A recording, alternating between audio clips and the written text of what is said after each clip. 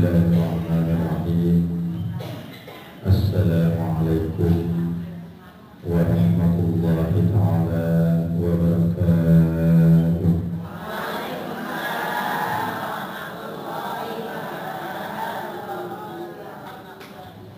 Alhamdulillah yajzi kullam ri'in bima amal. Faman amila shalihan falahu jazaa'ul husna. Waman amila sayyi'an falahu su'ul uqba. Asyhadu an la ilaha illallahul ghaniyyul mughna wa asyhadu anna sayyidana wa nabiyyana Muhammadan abduhu wa rasuluhu sayyidul anbiya. Allahumma salli wa sallim wa barik ala sayyidina Muhammadin wa ala alihi wa ashabihi ajma'in. Qala Allah ta'ala fi kitabihil karim wa huwa asdaqul qailin. A'udzu billahi minasy syaithanir rajim. Bismillahirrahmanirrahim. Qala fabima aghwaytani la'aqudanna lahum shiratal mustaqim. Thumma la'atiyannahum min bayni aydihim wa min khalfihim wa an aymanihim wa an shama'ilihim wa la tajidu aktsarahum syakirin. Wa qala Rasulullah sallallahu alaihi wasallam, man jama'a sittata hisalin lam yada' lil jannati matlaban wala anin nari mahraban. Awwaluha arraqallahu ta'ala fa'ata'ahu wa arafa asy-syaitana fa'asahu wa arafa al-akhirata fatalabaha wa arafa ad-dunya faraqadaha wa arafa al-haqqa fataba'ahu wa arafa al-batila fajtanabahu.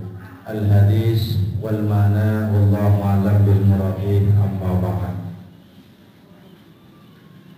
Ibu-ibu hadirin sekalian yang saya hormati dan mudah-mudahan dimuliakan oleh Allah Subhanahu wa taala. Puji syukur mari senantiasa kita panjatkan kehadirat Allah Subhanahu wa taala yang senantiasa melimpahkan berbagai macam kenikmatan-kenikmatannya kepada kita, terutama kenikmatan iman dan Islam serta kesehatan, yang mana dengan kenikmatan-kenikmatan tersebut dalam kesempatan yang berbahagia ini kita bisa berkumpul bersama-sama di majlis yang mulia ini. Mudah-mudahan langkah kaki kita, waktu kita duduk di sini akan menjadi saksi nanti di yaumil qiyamah. Amin ya Allah ya rabbal alamin. Shalawat ma'asalam semoga tercurah kepada junjungan kita baginda yang mulia Rasulullah Muhammad sallallahu alaihi wasallam, para keluarga, para sahabat dan para pengikutnya, termasuk kita yang hadir di tempat yang berbahagia ini. Amin, amin ya Allah ya rabbal alamin. Ibu-ibu hadirin sekalian yang saya hormati dan mudah-mudahan dimuliakan oleh Allah Subhanahu wa taala. Saya sering tanya ke anak-anak, kamu hidup mau apa? Pokoknya mah hidup di dunianya senang, ujungnya kalau sudah mati masuk surga, betul nggak Bu? Semua mau nggak masuk surga? Mau, amin ya Allah ya rabbal alamin. Beneran gak ini kok maunya sedikit doang yang jawab? Paling ada 3 ekor. Saya tanya, mau nggak masuk surga? Sudah tahu belum caranya? Belum. Tadi saya katakan dalam hadis Rasulullah Sallallahu Alaihi Wasallam yang diriwayatkan oleh Imam Ali, Bu. Kelihatannya gampang, tapi tadi di hadis dikatakan, man jama'a siddata khisalin, barang siapa manusia yang mengumpulkan 5 sikap dalam hidupnya, Man jamaah man sapa wong jamaah kang ngumpulaken yasiman sittata hisolin maring 6 perkara. Kalau kita melakukan 6 hal dalam kehidupan kita, ini kata Rasulullah sallallahu alaihi wasallam, lam yada' lil jannati matlaban. Berarti manusia tersebut tidak meninggalkan caranya menuju surganya Allah Subhanahu wa taala. Makanya kan tadi ditanya pengen enggak? Pengen. Jawabnya masuk surga pengen. Ini diantaranya. Maka dalam kesempatan yang berbahagia ini kita akan berbicara tentang kunci pintunya surga Allah Subhanahu wa taala. Ini dikatakan dalam hadis tadi. Man jama'a sittata hisolin. Barang siapa orang yang mengumpulkan 6 hal dalam kehidupannya, lam yada ay lam tatu, yaitu manusia tersebut tidak meninggalkan cara lil jannati matlaban, untuk menuju surganya Allah Subhanahu wa taala. Lalu kemudian dilanjutkan wala anin nari mahroban, dan dia berarti sudah menjauhi jalannya dari nerakanya Allah Subhanahu wa taala. Karena di sini dikatakan oleh Imam An-Nawawi, dikatakan ay hadhihi sittati mafatihul jannah. Yang 6 hal yang akan kita bicarakan saat ini adalah kuncinya menuju surganya Allah Subhanahu wa taala. Amin ya Allah ya Rabbal. Ya buat apa hidup banyak duit, kaki ganteng, kalau ujungnya kita masuk neraka batin maksudnya. Lalu apa yang pertama yang harus kita lakukan untuk mendapatkan kunci surganya Allah Subhanahu wa taala menurut hadis tadi? Awaluha, yang pertama kata Rasulullah sallallahu alaihi wasallam, arafallahu ta'ala wa ata'ahu. Ngerti boten? Bila sepi barang boten ngerti aja sepi barang. Insyaallah biasanya marah. Ini yang pertama langkahnya, arafallahu ta'ala wa ata'ahu. Mengetahui Allah, memahami Allah, dan mentaati Allah Subhanahu wa ta'ala. Ini satu. Kelihatannya gampang, padahal itu susahnya beneran ini Bu. Berbicara tentang ketaatan kepada Allah. Ketahui Allah, pahami Allah, lalu kemudian kita harus senantiasa memahami Allah Subhanahu wa ta'ala dan mentaati Allah Subhanahu wa ta'ala. Bagaimana Pak Ujang mengetahui Allah? Apa kita berpikir Allah itu seperti bola? Apa Allah itu seperti ini? Allah itu seperti itu? Apa kita yakini Allah itu ada di sini? Allah itu ada di situ? Betul nggak begitu? Allah ada di mana-mana, tetapi tidak di mana-mana. Kita jangan berpikir oh Allah itu seperti ini, oh Allah itu seperti itu. Itu musyrik namanya.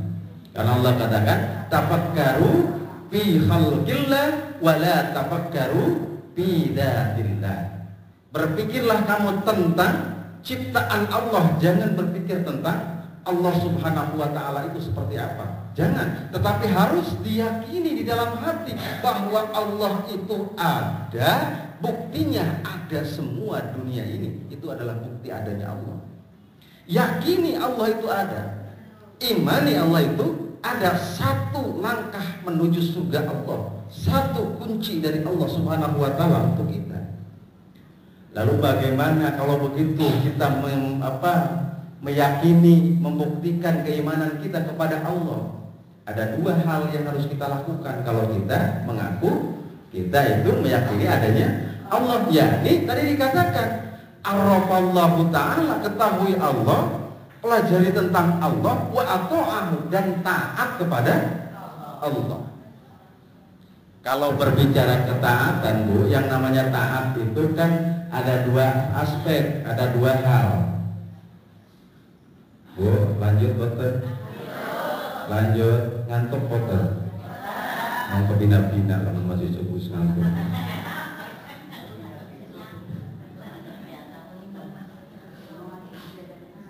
Yang namanya taat kepada Allah itu pertama taat melaksanakan perintah Allah, yang kedua taat menjauhi apa yang menjadi larangan Allah. Maka kalau kita sudah berlaku taat melaksanakan perintah Allah dan taat menjauhi larangan Allah, insya Allah mafatihul jannah sudah kita dapatkan yang pertama. Ya Bu Haji, Bu Guru, sudah masuk kita, sudah pegang mafatihul jannah, sudah kita pegang. Kalau kita taat kepada Allahnya, melaksanakan perintah Allah dan menjauhi apa yang menjadi larangan Allah. Contoh larangan Allah Subhanahu wa taala di dalam apa? Perintah Allah Subhanahu wa taala di dalam Quran surat At-Tahrim ayat yang ke-6. Ada yang hafal enggak surat At-Tahrim ayat yang ke-6? Tidak ya, padahal mas sering kita mendengar. A'udzu billahi minasyaitonir rajim. Bismillahirrahmanirrahim. Ini adalah salah satu perintah, banyak perintah Allah, tetapi harus dari yang mendasar terlebih dahulu. Perintah Allah itu mencakup setiap aspek kehidupan kita. Dari mulai kita tidur sampai bangun lagi itu adalah perintah Allah, jangan sampai keluar dari aturan agama. Salah satunya dikatakan dalam surat At-Tahrim ayat yang ke-6. Kalau ada yang bisa nih, saya kasih HP saya deh. Untung HP-nya HP untung. At-Tahrim ayat yang ke-6 itu ibu dikatakan, ya ayyuhalladzina amanu qu anfusakum likum. Allah karim geuning eta ayatnya dikatakan. Kita memikirnya jauh-jauh. Itu salah satu yang paling mendasar dalam kehidupan kita. Allah katakan ku anfusakum wa ahlikum naro. Artinya apa kan Bu Guru? Kita semua harus menjaga. Betul. Siksa api. Ku anfusakum, jagalah dirimu, wa ahlikum, dan ahlimu naro, dari siksa api neraka. Ini yang paling dasar perintah Allah dari sana.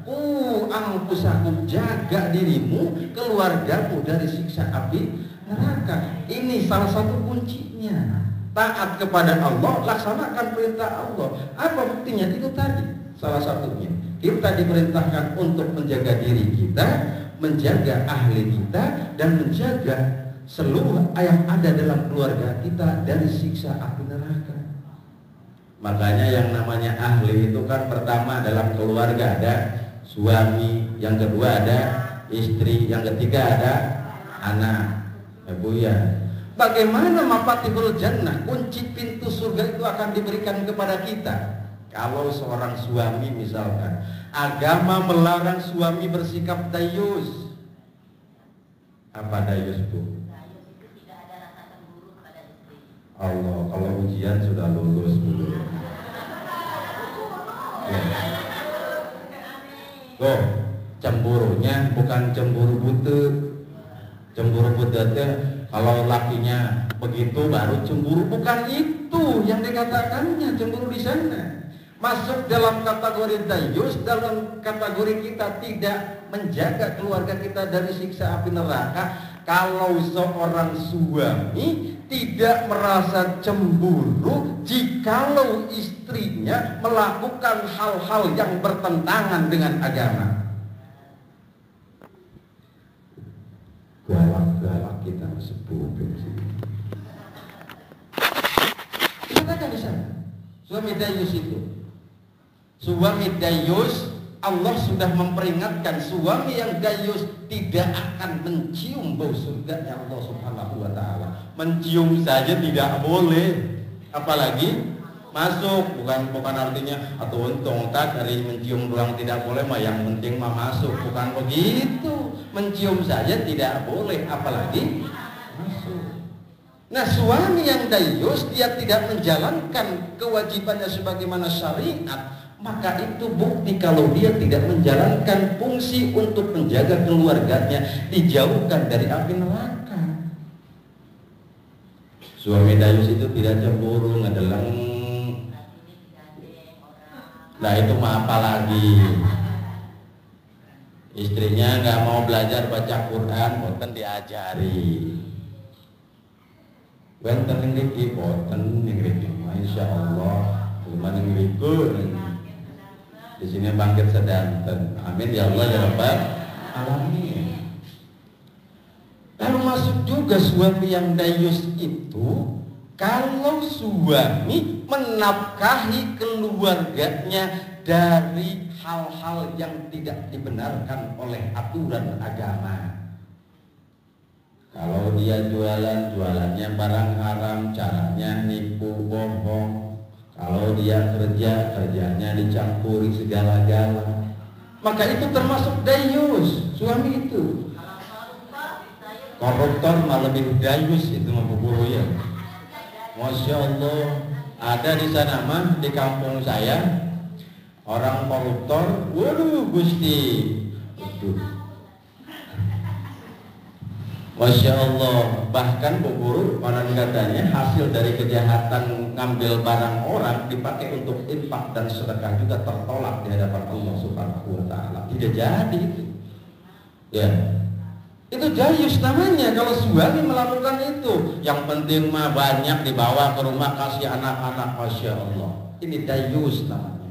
Apa artinya? Yuk kita sebagai istri-istri jaga suami-suami kita untuk melakukan hal-hal semacam itu.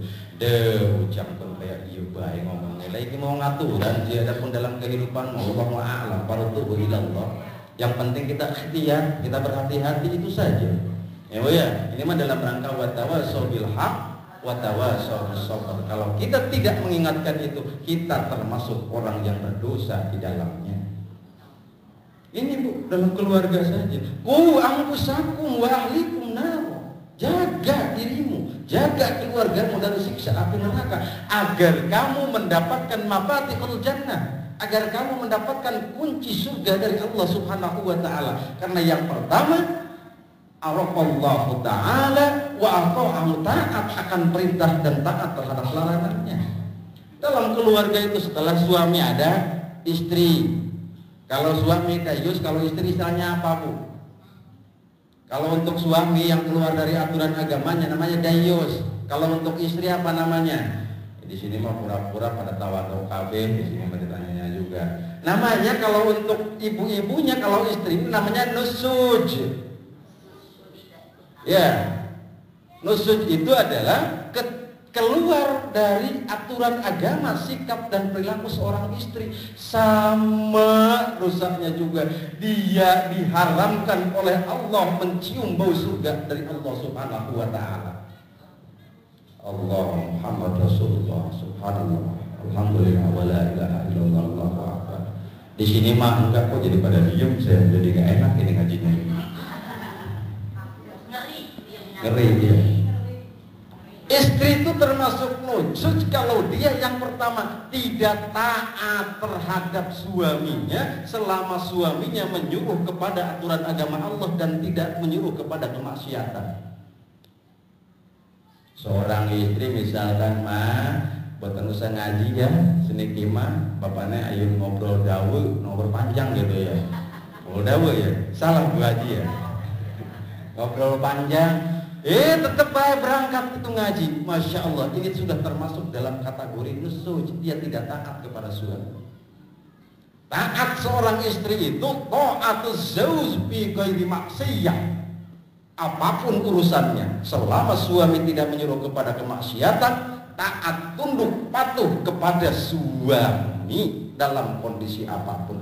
Kalau tidak melakukan seperti itu, maka kita sudah termasuk dalam kategori orang yang tidak mau mendapat kunci surga dari Allah, dan kita termasuk orang yang nusuk, dan kita termasuk orang-orang yang diharamkan oleh Allah untuk masuk ke dalam surganya Allah Subhanahu wa taala.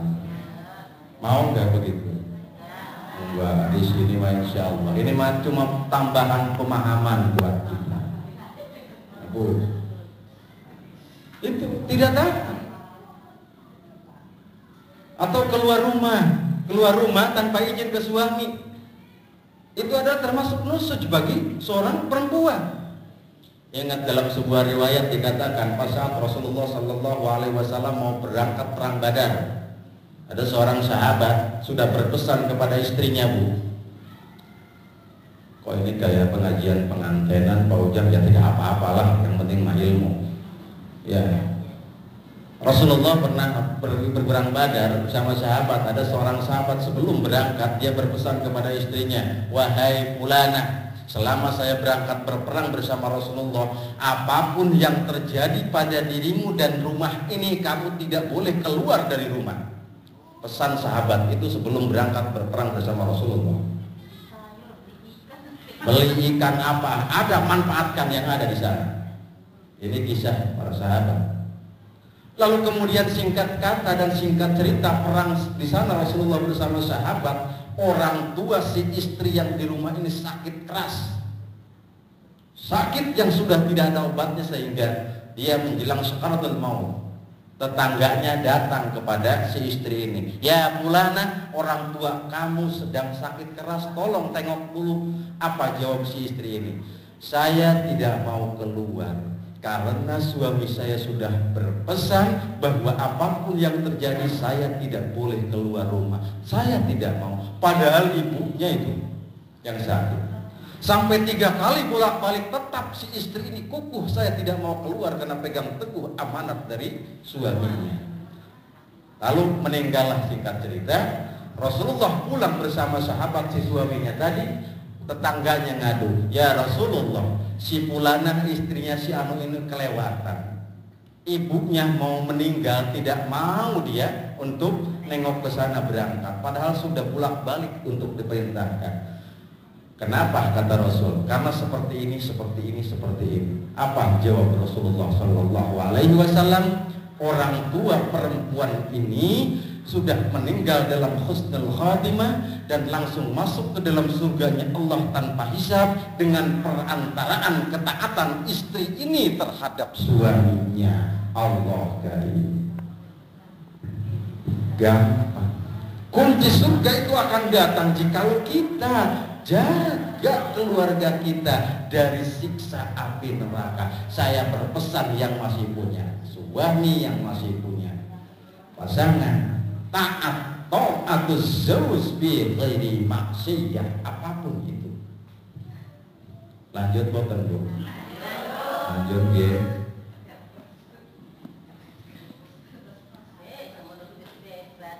Lanjut. Saya jadi gak kuat pengen gemuyung. Masya Allah. Barang saya jelaskan tentang ketaatan, pembantingnya Bu Guru, kita harus bebas. Allah.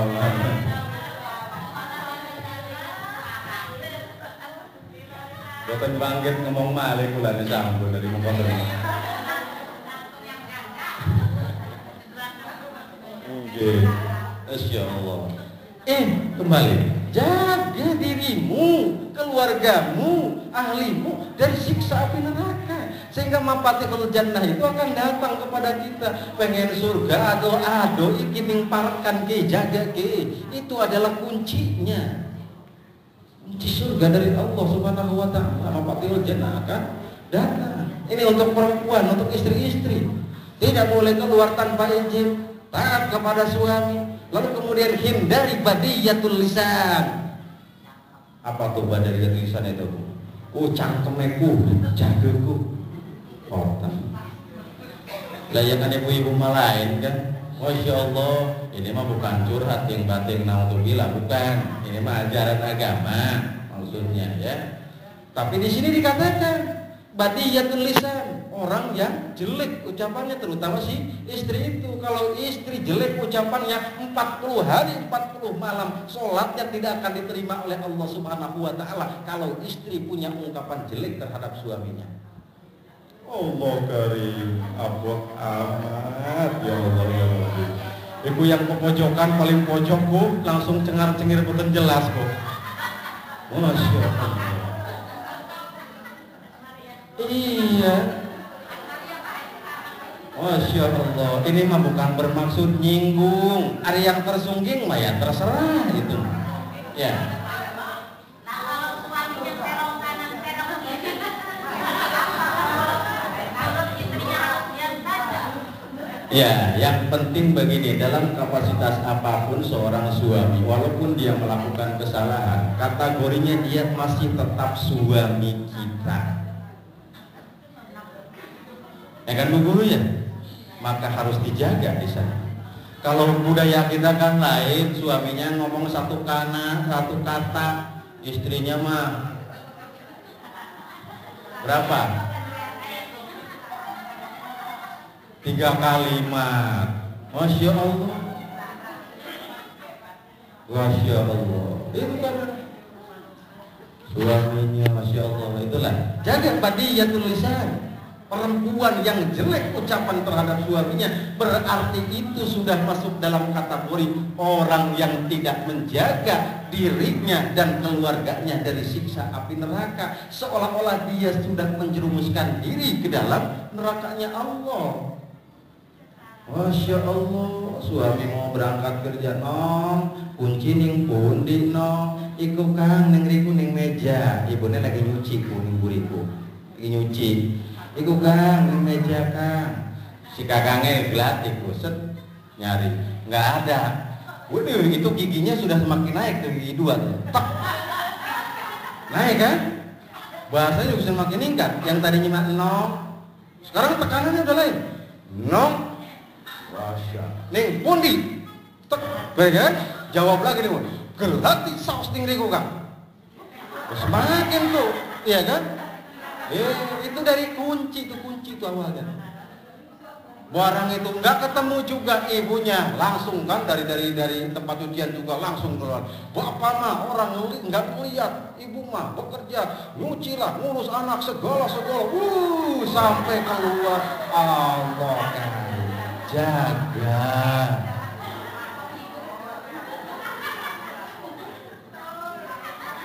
Kayaknya ngeraos kan ya? Hah? Kok tentar? Masya Allah. Cocok nggih. Lah boten malih gari ning ngarepan manusia sini tak boten buang ku adu-aduku buang adu-adu. Karena kalau kita masih melakukan seperti itu, maka hakikatnya kita secara pribadi sudah menjerumuskan diri ke dalam nerakanya Allah Subhanahu wa taala. Jelek ucapannya. Bahkan ibu, kalau istri yang nusuji itu, yang sudah seperti itu, melakukan perbuatan yang menyimpang dari aturan agama, Al-Quran katakan hukumannya nih bu, hukumannya itu pertama diperingatkan tidak bisa, bahkan layak dipukul pun diperintahkan oleh Al-Quran. Tapi dipukulnya tidak boleh yang mencederai, artinya cuma memberikan pelajaran. Kalau masih begitu saja, maka dia layak untuk dipisah tempat tidurnya, tinggalkan dulu. Itu adalah takhirnya, itu adalah hukumannya. Kalau masih begitu baik, ya itu mas kelewatan amat istri mengkono ya. Tapi negeri kemarin insyaallah, insyaallah. Jaga diri, jaga keluarga dari siksa api neraka adalah simbol bahwa kita ingin meraih kunci surga dari Allah. Simbol bahwa kita menjauhkan diri dari siksa api neraka. Masya Allah. Bapak turun ke istri, dari istri turun ke anak. Jaga anak-anak kita. Jangan sampai anak-anak kita justru yang menghambat kita masuk ke dalam surganya Allah. Dalam sebuah hikayat diriwayatkan ibu, ada orang tua yang soleh taat beragama tidak jadi masuk ke dalam surga Allah karena anaknya protes kepada Allah Subhanahu wa taala. Ini dalam kitab Turbatun Nasihin dikatakan, dalam kitab Tanbihul Ghafirin dikatakan, orang tua yang soleh gagal masuk surga tatkala dihisab oleh Allah nanti di yaumil mahsyar. Gagal masuk surga karena perantara anaknya ini protes kepada Allah. Anaknya, orang tuanya sudah mau masuk surga, tetapi anaknya protes dari belakang. Ya Allah, tahan dulu. Kalau saya mau masuk ke dalam neraka bukan karena perantaraan saya, tapi perantaraan orang tua saya. Kenapa kata Allah? Karena orang tua saya tidak pernah memerintahkan menjalankan syariat-syariat agama. Belum pernah orang tua saya suruh ngaji, belum pernah orang tua saya nyuruh sholat. Yang ada orang tua saya cuma mencocoki makan, minum, dan pakaiannya saja, tidak memerintahkan untuk melaksanakan aturan-aturan agama. Masya Allah. Akhirnya apa? Batal orang tuanya. Kamu harus disiksa dulu karena tidak mengarahkan anak-anakmu untuk menjalankan aturan agama. Yang paling mendasar dulu, jangan jauh-jauh dulu. Ahlikum, anak-anakmu jaga. Dirimu jaga, suamimu jaga, istrimu jaga dari siksa api neraka, sehingga mafatihul jannah akan apa? Jangan salah, kalau anak yang durhaka dosanya sampai kepada kita bisa mempending, bisa menahan, bisa tidak jadikan kita masuk ke dalam surga. Tapi kalau anaknya soleh dan solihah dan dia masuk surga, kita mau masuk ke dalam neraka, anak tersebut akan membantu kita diringankan oleh Allah Subhanahu wa Ta'ala pada saat proses hisab. Arahkan dari sekarang. Jangan sampai anak-anak kita ya Bu ya cukup saja di TK-TPA belajar ngaji Qur'annya, udah itu beres, udah bersekolah kemana, tetapi dasarnya tidak dikuatkan dulu. Allah karim. Mudah-mudahan kita dijauhkan dari hal-hal semacam itu. Amin ya Allah ya Rabbal alamin. Apalagi Bu tantangan sekarang mah ya, Masya Allah Bu, tantangan anak-anak kita dan barangkali kita juga nih Mas. Iya, tantangan sekarang itu menurut orang-orang pinter mah yang bisa menjerumuskan kita ke dalam nerakanya Allah dan menjauhkan diri dari surganya Allah ada 3 hal. Kata orang-orang pinter, yang pertama food, passion, fun. Paham nggak ini di sini? Nggak, food, passion, fun. 3 itu. Food itu adalah makanan. Passion itu adalah pakaian. Fun itu adalah hiburan. Maka 3 hal ini di zaman sekarang yang banyak menjerumuskan manusia ke dalam nerakanya Allah Subhanahu wa Ta'ala. Coba lihat masalah makanan Bu sekarang. Masya Allah. Dan sudah beda tuh kan. Kalau zaman ibu-ibu mah dulu di Cigading paling banter adanya pakai cerot ya Bu ya nama makanannya. Apalagi makanan-makanan zaman baheula. Dangder, pulup dangder. Napa malih Bu? Urap kerme. Tapi yang jorok-jorok mah jangan diomongin.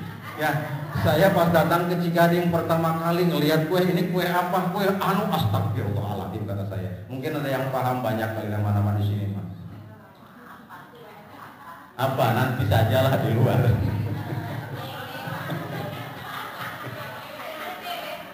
Ya, itu Bu, tantangannya sekarang itu. Coba lihat, Masya Allah anak-anak kita Bu.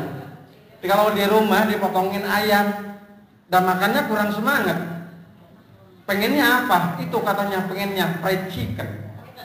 Padahal ayam-ayam juga kan. Itu sekarang. Kalau dulu di Cigading sini barangkali adanya ya itulah geplak lah, apalah gitu. Kalau sekarang mah udah hotdog, ada spaghetti, ada apa lagi?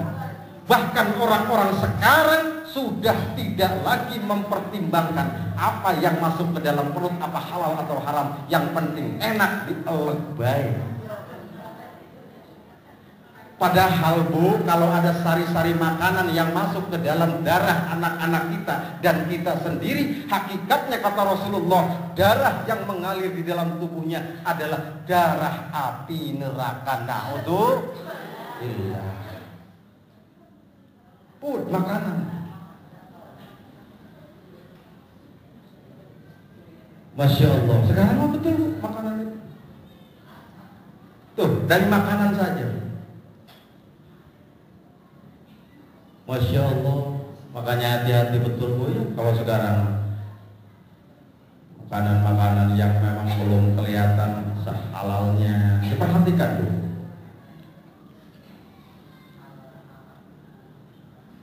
Belum lagi Bu, coba perhatikan oleh kita untuk anak-anak kita sekarang. Masya Allah, nggak tahunya mah anteng-anteng anak kita umur 17 tahun. Dengan di mama mengane koten Bu, barang balik je sempoyongan balik ke. Masya Allah, mabuk. Lah kalau sengen makan sih ngapa ke wong kana doang kuat yang Pondok Indah, yang Jakarta, yang apa katanya. Barang seniki mah Masya Allah sampai mancing-mancing ning jero kampung baru. Hati-hati. Narkoba merajalela datang kepada kita. Masya Allah. Anak kita, jangan sampai anak-anak kita itu yang menjerumuskan kita ke dalam nerakanya Allah. Hati-hati betul. Sampai-sampai diperingatkan oleh Allah dalam sebuah hadis Rasulullah, man syaribal khamra fala tazawwaju. Lanjut. Saking dahsyatnya narkoba, hati-hati kalau narkoba itu bukan alkohol bapak. Narkobanya itu adalah narkotika dan catat terlarang, arak lah apalah. Hati-hati anak-anak kita tuh. Jangan jauh-jauh anak-anak kita. Bukan orang lain, kita terlebih dahulu ini di sini. Kenapa saya peringatkan seperti itu, Bu? Dulu ada seorang soleh ditawarkan, dia dikurung dalam suatu tempat, ditawarkan di situ, Bu, ditawarkan di situ perempuan, lalu kemudian arak, lalu kemudian disuruh membunuh. Kamu milih yang mana? Si laki-laki yang soleh ini berpikir, kalau saya membunuh ada yang dirugikan. Kalau saya memperkosa perempuan ada yang dirugikan. Maka yang dia pilih adalah arak, narkoba itu. Apa yang terjadi setelah minum narkoba? Semuanya dilakukan. Ngebunuh iya, memperkosa iya. Sudah mah dia membantu narkoba juga. Maka 3 aspek, hati-hati betul anak-anak kita. Maka tidak salah kalau Rasul katakan, man syaribal khamra fala tajawwazu.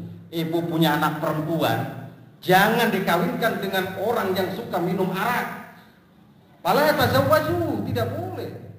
Wa in maridha fala ta'udu. Bahkan kalau dia sakit pun tidak ada kewajiban untuk kita untuk nengok orang yang suka minum arak. Jaga narkoba itu. Masya Allah. Ini keterangan agama. Bukan kata Ujang Zainal Mutakin, apalagi kata UJ. Kalau UJ kan almarhum, kalau saya UJM. Ujang Zainal Mutakin, bukan Ustadz Zainal Mutakin, bukan, tapi UJM-nya Ujang Zainal Mutakin. Ya. Tapi ya itu tadi, undur ma qala wala tandur man qala. Walaupun keluarnya dari saya, kalau itu benar untuk kehidupan kita, yuk ambil. Kalau itu salah, walaupun keluarnya dari siapapun, jangan diambil. Hakikat ajarannya silahkan. Rasul katakan di sana, man syaribal khamra fala tazawwaju wa in marida fala ta'udu wa in mata, bahkan mati pun tidak layak kita antar kuburannya itu. Masya Allah, saking dahsyatnya narkoba itu. Hati-hati. Ya gimana kalau sudah? Ya berusaha untuk dicegah. Yuk di mana dikasih pengobatan yang betul. Ya Bu ya, ini untuk perbaikan kehidupan kita. Jangan sampai keluarga kita justru akan yang menghantarkan kita ke dalam nerakanya Allah Subhanahu wa ta'ala. Lanjut. Masih lama ya. Tuh tadi, yang pertama tantangan sekarang itu adalah makanan. Yang kedua adalah pakaian. Masya Allah Gusti, dalam sekarang ini Bu, coba perhatikan, kalau dulu di Cigading tidak pernah ada datu yang suka pakai you can select mo. Tahu you can select mo? You teh kamu, ken itu dapat, si itu melihat, lek mong, kelek yang katemong. Jadi bajunya segini doang di tengah jalan. Wih, orang kukup itu bajunya, orang muat bahannya semit tuang semeneke. Masya Allah perempuan, wis rambutnya diwarna-warni. Allah karim. Ini pun apa fashion pakaian ini. Ada yang pakai kudungan tertutup, Masya Allah, lekuk tubuhnya masih kelihatan. Sama aja dia berpakaian tetapi tidak berpakaian. Kudungannya mah pakai, tapinya mereka teng-teng, segalanya kecetak. Masya Allah. Ini pakaian kita. Makanya jangan salahkan kalau ada kejahatan di luar sana. Karena memang perempuannya tidak bisa menjaga. Masya Allah, kalau diangkut itu Bu, bajunya itu apa, roknya juga ada. Dia tuh 10 jari di atas lutut kan. Masya Allah, duduk diangkut, Ustaz esep. Innalillahi, ya kenapa nggak dipanjangin saja? Kalau ngelihat yang begitu mah jangankan yang muda, kaki-kaki 7 mulut juga masih doyan. Hati-hati, betul. Pakaian kita. Masya Allah. Ini kadang-kadang ya Bu. Sekarang sudah tidak, apalagi Cigading, Masya Allah, ekspatriatnya datang, orang Korea datang, orang Jepang datang. Masya Allah, 10 tahun yang lalu pas saat saya datang di Cigading, orang yang sholat Jumat pakai celana aja izin. Kalau sekarang karena banyak pendatang, Allah karim, semakin berubah. Dan tidak menutup kemungkinan kan narkoba pada datang karena dibawa oleh mereka. Lindungi anak-anak kita, gaya kehidupannya harus dilindungi oleh kita. Masya Allah, Masya Allah. Yang syar'i pakaiannya tertutup auratnya, hakikatnya kan bisa namanya. Masya Allah, saking sekarang Mas Gusti tidak tahu. Pernah cerita ini Bu, saya punya mahasiswa, orangnya orang Keramat Watu, mahasiswa di Al-Hairiyah sana, di Al-Hairiyah Citangkil, laki-laki. Sebetulnya dia mah orang itu betulan itu, orangnya pinter lah gitu ya. Karena macet barangkali terlambat, ini berkaitan dengan pakaian, ini membahayakan orang gitu tuh maksud saya. Mahasiswa saya datang, saya udah masuk sekitar 15 menitan, kucluk dia, Assalamualaikum Pak, maaf terlambat. Ya nggak apa-apa. Yang saya permasalahkan, kenapa mata kamu merah begitu, kata saya. Merah matanya itu sampai kenapa kamu kelilipan apa kenapa? Tidak Pak, tadi macet di Keramat Watu, maklum lagi dicor gitu. Jadi lama katanya gitu.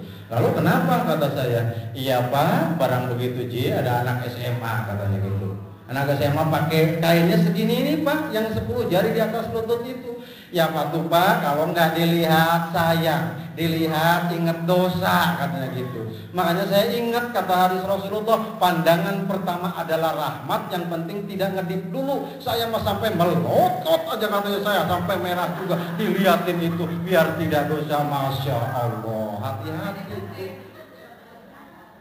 hati-hati membahayakan orang itu di sana. Ya,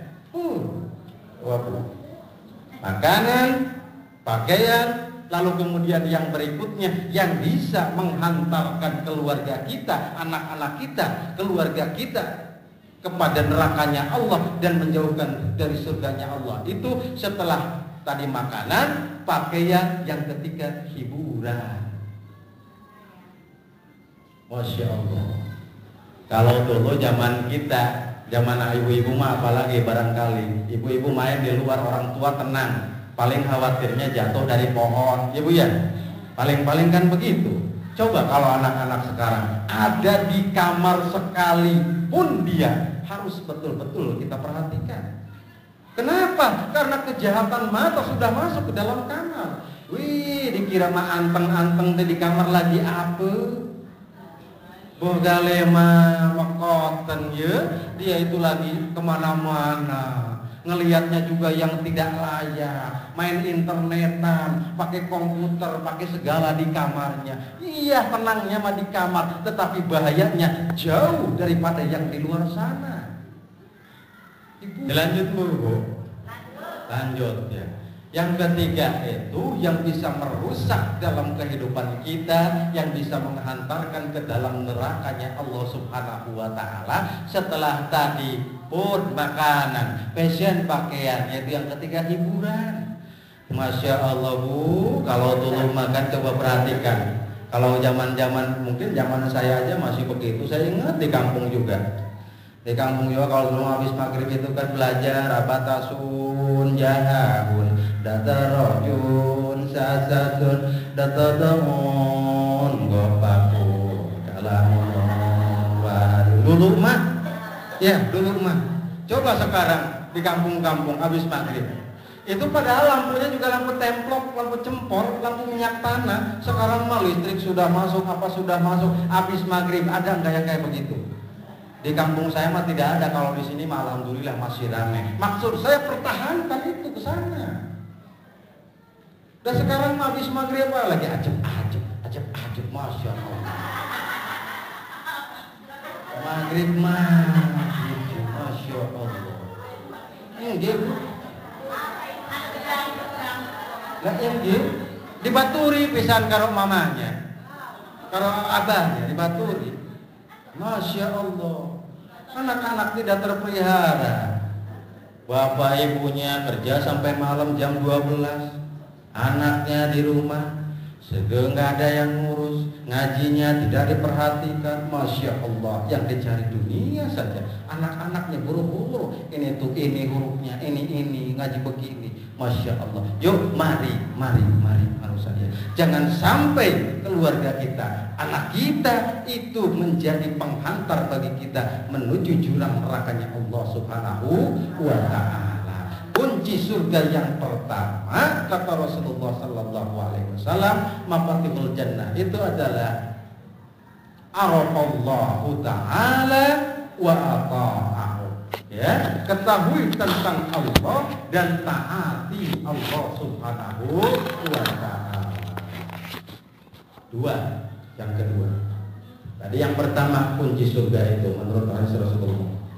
Yang kedua, kuncinya itu adalah wa arafas syaitan fa'asahu. Ketahui tentang syaitan laknatullah dan maksiati syaitan itu, jangan kau ikuti. Kenapa syaitan begitu banyak tingkahnya untuk menggoda kita, Bu? Karena memang dia ingin mencari teman untuk nanti di nerakanya Allah. Kalau yang namanya setan itu kan sudah abadan di dalam nerakanya. Daripada dia sendirian di sana, maka gelati batur. Siapa baturnya? Ya kita. Katakan dalam firman-Nya surat Al-Baqarah ayat yang ke-208.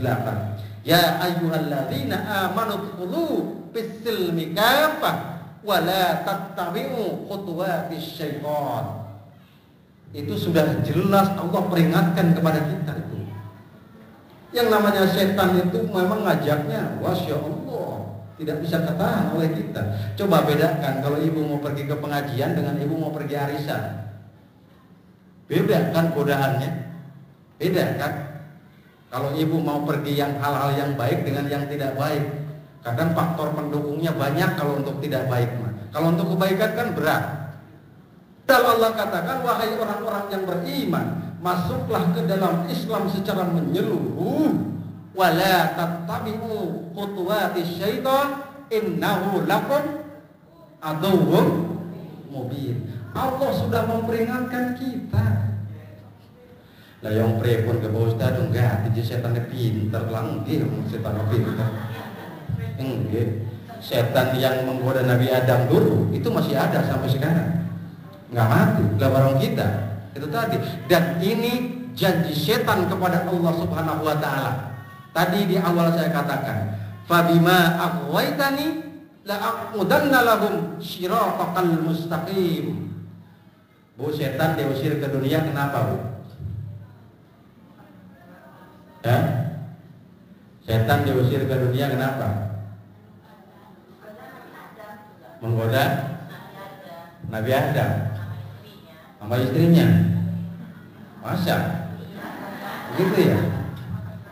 Kenapa setan itu sampai dilaknat sampai akhir zaman, sampai dia akan menempati jahanam secara selamanya?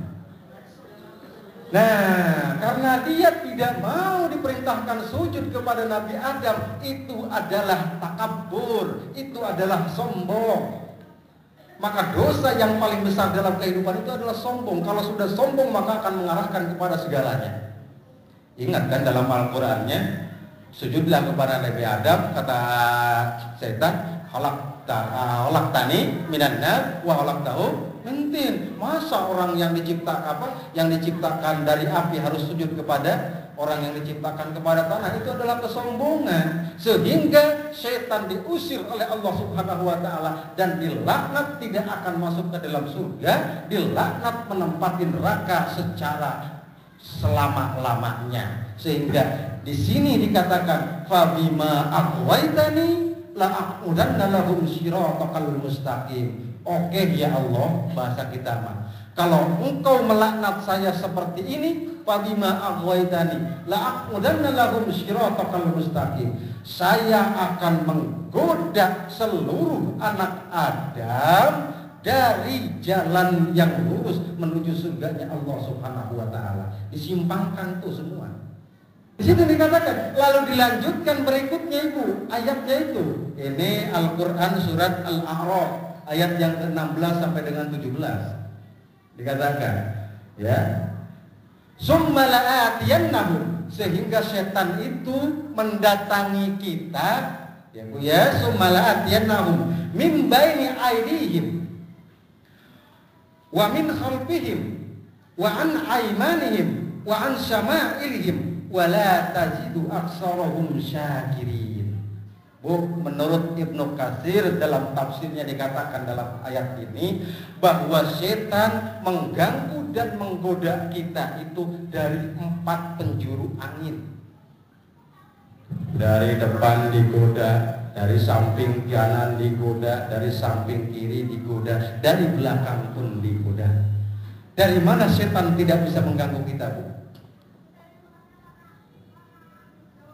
Ya, dari atas dan dari bawah. Dari bawah tempat sujud, dari atas tempat kita bermunajat kepada Allah Subhanahu wa taala, sehingga setan tidak bisa mengganggu. Sehingga dikatakan dalam tafsir ini Ibu, dikatakan setan datang mim baini aydihim, dari depannya datang itu. Dengan cara apa setan mengganggu kita dari depan? Yakni bikarohiyatul akhirah. Kita dibuatnya oleh setan itu lupa akan hari akhir. Kita dibuat lalai terhadap kehidupan akhirat kita. Dari depan tuh setan datang menggoda kita dari arah depan itu, dibuatnya kita menjadi orang yang lalai terhadap urusan akhirat kita.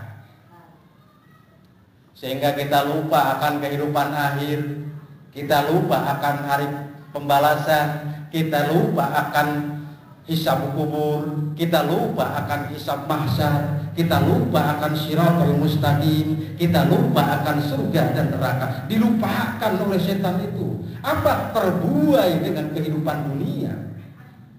Di sini dikatakan ya. Obatnya dengan apa? Kalau kita, biar kita tidak lupa akan kehidupan akhir, obatnya senantiasa kita zikrul maut, mengingat kepada kematian. Arab sholat tahajud, sumehnya tremel ya. Lah uslah, bukan iya bukan orang pahala lagi sing pangeran Allah karim. Uslah orang mani. Cepat ingat akan kematian. Maka insya Allah, ya Allah, jangan-jangan besok mas saya sudah tidak bisa lagi sholat tahajud.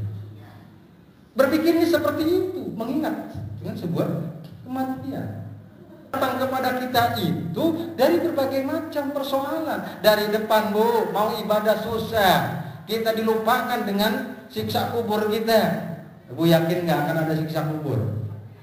Yakin? Ibu yakin nggak akan dikumpulkan di alam mahsyar? Ibu yakin nggak akan melewati jembatan Shiratal Mustaqim? Ibu yakin nggak akan surga dan neraka?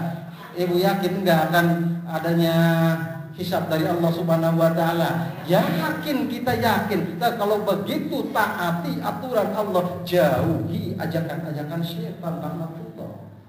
Di sini maknanya, ya. Yang pertama, setan datang kepada kita itu dari arah depan. Dia menggoda kita dengan melupakan hal-hal yang berbau agama. Susah kita untuk melakukan ketaatan kepada Allah Subhanahu wa taala. Lalu wa min khalfihim, ya. Wa min khalfihim itu dari belakang kita. Ini ayatnya, silakan dibaca kembali, nanti datang ke rumah dibuka dengan tafsirnya, dengan ayatnya silakan. Surat Al-A'raf ayat yang ke-16 dan 17, Ibu ya. Wa min khalfihim, dan setan itu datang dari sebelah belakang kita, yakni dibuatnya kita menjadi orang yang hubud dunya. Mak wis dhewe siji pengen loro. Iku malah nangkon Ustaz juga. Dibuatnya kita menjadi hubud dunya, cinta dunia. Waduh, Masya Allah, ada orang yang kebeli tanah 2 hektar, gitu sing panas hati sening umah. Ada tetangga kebeli rantai gelang kapal, kita sing meriah. Tetangga ketuku giwang segede pelek beca, kita sing panas. Masya Allah. Ini dikatakan hubbud dunya wa karahatul akhirah. Kita itu, setan datang kepada kita tuh dari arah belakang dengan didorong kita untuk mencintai dunia. Padahal saya katakan, Bu, undur ila man huwa asfala minkum wala tandur ila man huwa fawqakum. Agar kita hidup tenang, qanaah dalam kehidupan kita, maka dalam masalah dunia, unduru ila man huwa asfala minkum wala tandur ila man huwa fawqakum. Lihat orang yang ada di bawah kita, jangan sekali-kali kita melihat orang yang ada di atas kita. Ibu punya rumah, alhamdulillah, saya mah punya rumah. Yang lain mah kontrak. Ibu punya mobil, alhamdulillah, saya mah punya. Yang lain mah motor. Ibu punya motor, alhamdulillah, saya mah punya motor. Yang lain mah sepeda. Ibu punya sepeda, alhamdulillah, yang lain mah jalan. Yang jalan kaki, yang lain mah maaf, kakinya cuma 1. Yang kakinya 1, alhamdulillah, saya mah masih ada. Orang mah tidak punya. Kata orang yang tidak punya kaki, alhamdulillah, saya mah masih hidup. Yang lain mah kemarin tuh.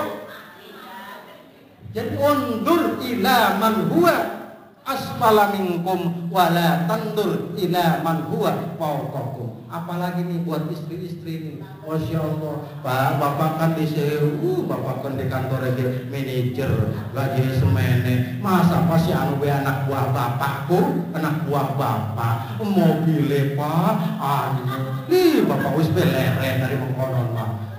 Jangan sampai kita sebagai istrinya itu di sana kemana. Setan menggoda kita itu dari arah belakang kita dengan hubud dunia, kecintaan kepada dunia. Oh, Nabi Adam turun ke bumi itu perantaraan ke bawah oleh Siti Hawa. Betul, Bu. Makanya yang namanya laki-laki itu kebanyakan dia terjerumus karena dorongan dari istri-istrinya. Makanya di sana jaga keluarga, jaga kita, jaga orang-orang terdekat kita. Oh, dunia, mencintai. Bagaimana agar kita senantiasa terus qanaah, pertama mensyukuri apa adanya yang ada dalam diri kita. Lanjut, Ibu. Lanjut, Masya Allah, semangatnya di sini. Alhamdulillah. Lalu wa'an aimanihim, kata ayat tadi Al-Anfal ayat ke-16-17 itu. Setelah dari depan, dari belakang digoda dengan kehidupan lupa akhirat. Dari belakang digoda dengan kecintaan kepada dunia. Dari samping kanan kita digoda dengan urusan-urusan agama menjadi tidak jelas dan malas untuk mengerjakannya. Bagaimana itu Pak Ujang? Ya malas saja dalam mengerjakan agama. Urusan agama menjadi tidak jelas. Yang kelihatan ibadah, padahal itu bukan ibadah. Padahal itu justru kemaksiatan. Masya Allah. Mungkin di sini mah tidak ada, di kampung lain mah ada. Nikahin anak-anaknya, pasang gabusa. Bahasanya mah bener. Habibi ya Nurulain ya Habibi, Habibi. Barang di dalam jauh dalam dengan endi. Masya Allah. Menggunakan ayat Allah, menggunakan bahasa agama, tetapi itunya tidak dijaga, kelihatan ibadah, malah itu jauh dari makna ibadah. Si odel kok, Masya Allah. Ini harus bolong kan saringannya kayak pengajar itu. Masya Allah, bener, jangan sampai, iya kan? Allah karim. Apa lagi, Masya Allah, banyak kan barang dilihatnya, Masya Allah, kelihatannya ibadah padahal jauh dari mana ibadah, sehingga menjadi ragu-ragu kita. Contoh paling konkret kalau lebarannya ada 2 hari, yang satu lebarannya hari Rabu, yang satu lebarannya hari Kamis. Itu kan jadi ragu terhadap manusia, ciptaan setan, laknatullah itu. Kita menjadi ragu kemana kita, padahal kalau istiqomah kita tidak. Akhirnya kan seperti apa? Boleh yang ngicon mah yang gelatih enaknya doang. Wis be juga melu lebaran awalan. Yang lebaran Rabu, lebaran apa? Puasanya mah dibatalin hari Rabu, tetapi ngikut sholat Idnya hari Kamisnya. Dosa itu di hadapan Allah kalau begitu. Tidak boleh, harusnya istiqomah. Kalau dia lebaran hari Rabu, ya sholat Idnya pun harus hari Rabu. Tidak apa-apa, silahkan milih yang mana, silahkan saja, kembalikan ke hati nurani. Yang penting konsisten istiqomah. Tidak boleh kita talfik, ikut sana enaknya, yang susahnya ikut sini, itu dilarang. Di sini setan itu membuat sesuatu yang kelihatan ibadah dan menjadi remang-remang. Diciptakannya seperti itu. Kita istiqomah titip saya ini. Khawatir kita sebentar lagi puasa, sebentar lagi lebaran. Ya, ada perbedaan hari. Silakan mau ikut yang mana, silakan yang mau ikut yang mana. Tetapi kitanya istiqomah. Contoh, kalau ada lebaran hari Rabu dan hari Kamis. Ibu Rabunya sudah membatalkan puasa niat lebaran. Ya, ikut sholatnya di hari Kamisnya. Berarti ibu sudah haram tidak berpuasanya di hari Rabu karena belum bubar, belum Id. Tetapi kalau ibu langsung sholat atau sama sekali tidak sholat, itu tidak jadi persoalan, tidak masuk haram hukumnya. Kelihatannya gampang agama, tetapi tidak bisa digampang-gampangkan. Itu adalah agama. Ya kan? Karena Rasul katakan, Pakuluman bighairi ilmin ya'malu amaluhu mardudatun la tubahu. Barang siapa orang atau manusia yang beribadah tidak disertai dengan ilmunya, paling itu tertolak di hadapan Allah, tidak akan diterima. Seperti itu tuh. Makanya agama itu gampang, tidak boleh digampang-gampangkan. Makanya seperti ini, maka setan datang dari samping kanan, kelihatan ibadah, padahal itu bukan ibadah. Disamarkan oleh setan, laknatullah. Disamarkan kelihatannya menutup aurat, padahal dia itu pakainya yang ketat-ketat. Itu sama saja, itu seperti itu. Balik Bu. Wa an aimanihim. Lalu yang berikutnya wa an syama'ilihim. Dari depan datang, dari kanan datang, dari belakang datang, dari kiri juga dia datang. Wa an syama'ilihim. Maka dibuat kemaksiatan nampak seperti ibadah. Ini kemaksiatan diciptakan lagi seperti ibadah. Masya Allah Bu, sekarang yang lagi rame orang sudah mapan hidupnya. Ada dokter Rika namanya, yang dari Jogja pergi ke Kalimantan, ninggalin suaminya, ninggalin kehidupannya, ikut aliran sesat. Itu kan kelihatannya ibadah kan, padahal sesat itu namanya. Hati-hati Bu, anak-anak kita, keluarga kita. Pokoknya saya titip, kalau manusia, orang-orang di sekitar kita sudah meyakini Allah, tetapi dia meyakini ada Nabi setelah Nabi Muhammad, itu sudah keluar dari aturan agama kita. Apapun alasannya, kalau dia meyakini ada kitab suci selain Al-Quran yang terakhir, maka itu sudah menyimpang dari agama kita. Hati-hati betul anak-anak kita. Kemarin saya di Kecamatan Jombang, habis mengislamkan kembali orang-orang yang mantan gapatal.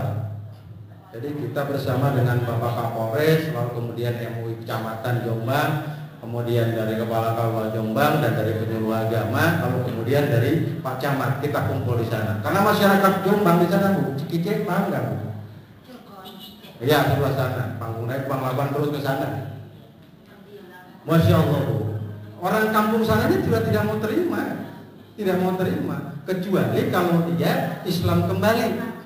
Islam kembali silahkan. Islam kembali harus diperhatikan oleh banyak orang. Akhirnya dikumpulkan di kecamatan, kita Islamkan dulu, kita telusuri dulu bagaimana syahadatnya. Ternyata syahadatnya menyimpang. Iya, Nabi yang pensiun itu, Nabi yang pensiun, Masya Allah. Sini belinger ya, belinger. Iya, hati-hati. Tapi itu tadi, lah kan bukan ratusan orang kan yang ke sana itu. Kelihatannya nggak mungkin ke Pak Ujang, nggak mungkin kita nggak mungkin. Tidak menutup kemungkinan, Masya Allah, Masya Allah. Hati-hati betul. Karena mereka itu ya dibawa ke sana. Yang paling ngeri kan yang dokter Rika itu ya sudah dokter, anaknya sudah satu masih kecil, nulis surat buat suaminya, Bapak saya berangkat untuk mencari keridhaan Allah, berangkat ke sana, ninggalin suami, Masya Allah. Ini kelihatan ibadah. Setan menjadikan sesuatu kelihatannya ibadah, padahal itu bukan. Hati-hati betul. Ya. Di sana mana? Mudah-mudahan Allah Subhanahu wa taala senantiasa menjaga akhlakiyah dan akidah kita agar tidak menyimpang dari akidah yang sesuai dengan syariat agama. Amin ya rabbal alamin. Masih sampun. Lah, padahal tadi itu kan ada 6 ya. Yang pertama, ketahui Allah, taat kepada Allah, ketahui setan, lalu kemudian maksiat ke setan. Yang ketiga, wa'arafal akhirah fatolabaha, dan banyak lagi. Nanti keempatnya kita bahas dalam pertemuan-pertemuan berikutnya. Mudah-mudahan kita bisa diberikan kesempatan kembali oleh Allah Subhanahu wa taala untuk dipertemukan dalam majlis ilmu untuk mencari keridhaan dari Allah Subhanahu wa taala. Amin ya Allah ya rabbal. Rupanya itu saja yang dapat saya sampaikan, kurang lebihnya mohon maaf. Kalau ada kata dan kalimat yang kurang berkenan, mohon dibukakan pintu maaf yang sebesar-besarnya. Yang setitik tolong digunungkan, yang setunggal tolong dilautkan, tolong dibukakan sekali lagi pintu maaf yang sebesar-besarnya. Benarnya apa yang saya ungkapkan murni hidayah dari Allah Subhanahu wa taala, berkah dari guru-guru saya. Mudah-mudahan mereka mendapatkan tempat yang layak di sisi Allah Subhanahu wa taala. Salahnya apa yang saya ungkapkan itu murni dari saya dan dari syaitan laknatullah. Mudah-mudahan Allah dapat mengampuninya. Nasrul minallah wa fathun qarib. Wassalamualaikum warahmatullahi wabarakatuh.